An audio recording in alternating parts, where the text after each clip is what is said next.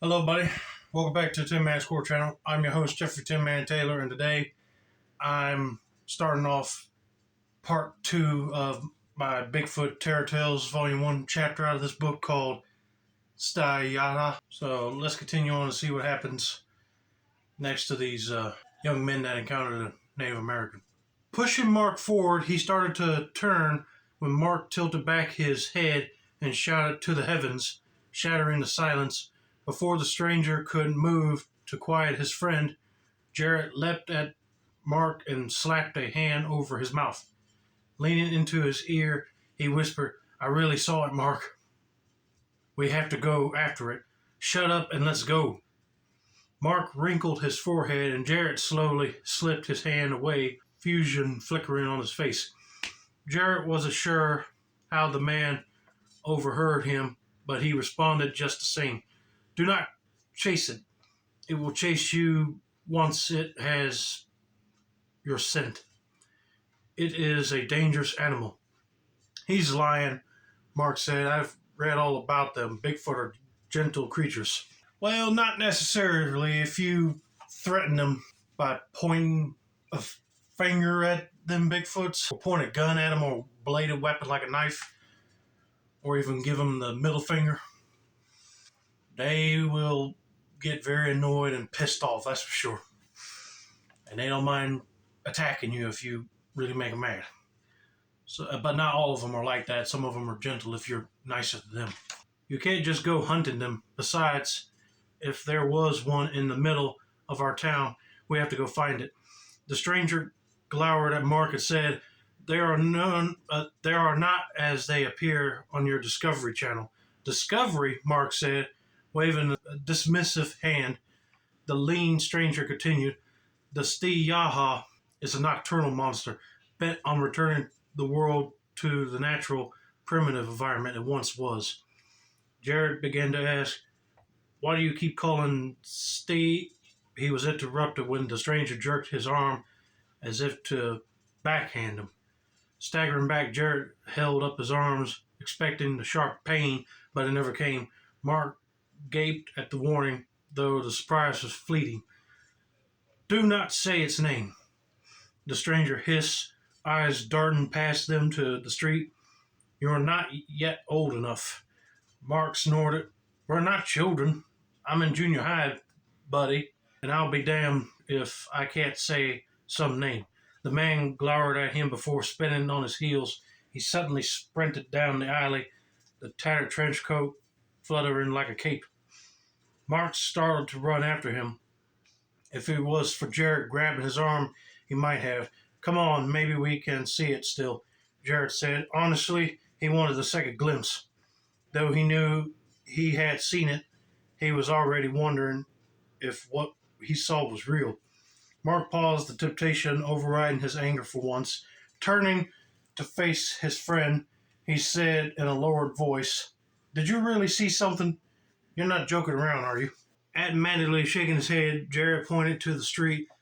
It was only there a second. He tugged on Mark's arm. "Come on." He didn't need much more convincing than that, and the two boys took off. After darting across the street, they skidded to a stop in the exact spot where Jarrett had seen it. It was right here. It was big and hairy, and he gagged. He was so excited. Mark remained perfectly still, his eyes wide, while Jarrett struggled to hide his nose and mouth in his hand. "What the heck is that smell?" "Did the sewer back up?" Jarrett asked. Mark shook his head. Whispering, he said, "People say that Bigfoot has a bad smell. Wouldn't predators find him easier that way?" Jarrett didn't dare remove his hand, though it didn't completely stifle the fetal stench. It reduced it enough for him to speak without feeling bile at the back of his throat. Shaking his head again, Mark motioned up the street. "Maybe it's still here." "Jarrett, do you know what this means?" His voice was soft but cracking in his excitement. "We might have a real live Bigfoot. We might have a, what did he call it? STI'YAHA? Let's see if we can find it." Thrilled, he was already turning in circles, searching the walls, the street lamp, the ground. Jared nodded through he doubted he'll be able to deal with the smell much longer. Mark's eyes glistened in excitement when he bent to plug the long, dark hair from the sidewalk. How he managed to see it in the dim light was beyond Jarrett. Yeah, I'll be shocked if he did find a piece of hair on the sidewalk. I mean, usually if it's like a thin human hair, you barely see it. It'll just go right through the ground or on the road. Holding it up, he said, "You think it's his?" Lowering his hand from his face, Jarrett realized the air had cleared itself of the foul odor and shrugged. "Or Mrs. Donaldson's." Mark dropped the foot-long dark hair. Together the boys searched the darkest streets for any sign of Bigfoot, but it never showed. Mark used a payphone to call Brendan's cell, being the only one of them who had one, and told him what he missed. He did embellish a little, saying he had actually seen the STI'YAHA and that they were hunting it down while Brendan ran off like a wuss. They had a good laugh about it before heading their separate ways. The next morning, Mark was gone. 3 days later, Brendan turned to Jarrett and asked, "I was thinking last night, what if the STI'YAHA thing did get Mark? Maybe it's not a joke after all." Jarrett, who was still obstinate, it was all a hoax, wasn't about to be fooled by one of Mark's pranks again. They had kept the Bigfoot tale amongst the three of them, not wanted to be considered complete idiots. Mark's parents reported him missing the morning he disappeared, but otherwise they didn't seem very distraught. This was the first time Mark had vanished. When they were 8, he wanted to run away. He hated the town and his parents were fighting a lot. No one really spoke about his mother's bruises much. They came and went, and it was only when his dad was really drunk. The AA meetings had helped a bit, and his father drank less now than before. Walking home from school the last 3 days, Jarrett kept looking over his shoulder. He expected Mark to come flying out of the bushes any minute to surprise them, but Mark never showed up. Well, he ain't gonna be showing up because that STI'YAHA Bigfoot grabbed him probably. I don't even want to think about it, but I bet you that Bigfoot probably just grabbed him and killed him out of rage. You never know. But I don't want to jump ahead, so let's just continue on with the story. Reaching Jarrett's house first, Brendan said, "Do you think that crazy man was right about those things?" Jarrett shrugged, ready to go inside. He found himself staring at Brendan and his friend, refusing to budge. The pause was drawn out, much longer than needed, so he awkwardly asked, "Did you want to come in?" Brightening as if this was his plan all along, Brendan nodded. "Yeah. You want to do homework?" Jarrett gave a start and stared at his friend to see if he was messing with him.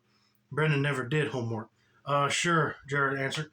Truth was, he didn't want to do the math homework assigned. He wanted to watch TV and eat the brownies his mom stashed in the downstairs fridge. You know, truth be told, every time I got picked up from my aunt, sometimes I would not want to do homework either. I'd just rather watch TV, but you got to get it done so you have it ready to turn in the next day.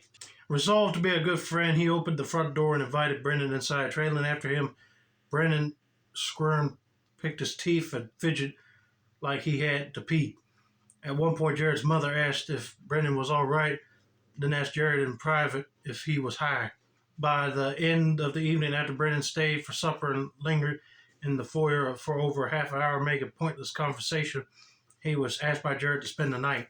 Left in his room, Jarrett eyed Brendan from his bed for several seconds before the curiosity got the better of him. He knocked on Brendan's sleeping bag with his foot, hard enough to jolt his friend. "What gives?"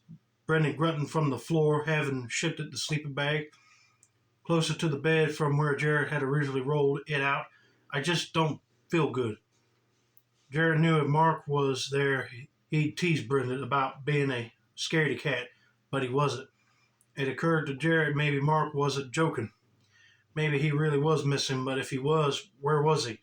The cryptic question made him feel uneasy, so he usually left it in the back of his mind. It was finally getting the better of him. "Do you think Mark is really missing? I mean, for real missing?" Jarrett whispered. Brendan's breathing answered for several seconds before he dared a reluctant reply. "I don't think it's a trick anymore. I looked up the name of that thing on Google and found out they were mean and took people in the middle of the night, while others said it was really gentle. I'm scared, Jared. Jared allowed the words to soak into his brain before propping himself up on his elbows. Do you think Mark is dead? This time Brendan didn't hesitate. Yes. I told you did a Google search and found out that they were not so gentle they would take people in the middle of the night. Then they probably are dead. The single word destroyed the conversation. Flopping back onto his bed, Jared fell silent, and Brendan didn't add anything. Through neither said it, Jared knew they were both wondering the same thing. Was their best friend dead? It was hours before Jared fell asleep. He didn't even realize he drifted off until he heard the shuffling. At first, he thought it was just Brendan coming back from the bathroom until he felt the chilly breeze brush over his bare leg, which hung over the side of the bed. He turned his head and saw his bedroom window open. Groggily, he rubbed his face when he heard the shuffling again, but this time he knew it wasn't coming from inside the bedroom. It was outside. The putrid stench made him choke at first. He vainly tried to breathe fresh air understandingly.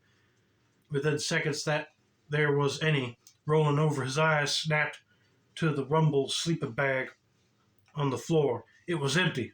Within a heartbeat, he was scrambling out of his bed and diving for the window at the piercing voice ripped through the air. The guttural howl was almost human if it wasn't for the fling-like undertone that gurgled beneath. It was close, so close it chilled the blood in his body, bristled every hair. He hadn't realized he wet himself until after he heard the scream and felt the warmth trickling down his leg. It hadn't been the beastly bellow of a wild animal, it was a boy's. The house clamored awake with noise. His father barreled into his room, first wide-eyed and frazzled, his hair stuck out in every direction with lines from his pillow still etched in his cheeks. Already he was in the middle of a question before Jared simply gestured outside. Where was Brendan? Was he out there with that thing? He glanced down at the sleeping bag. It was kicked open.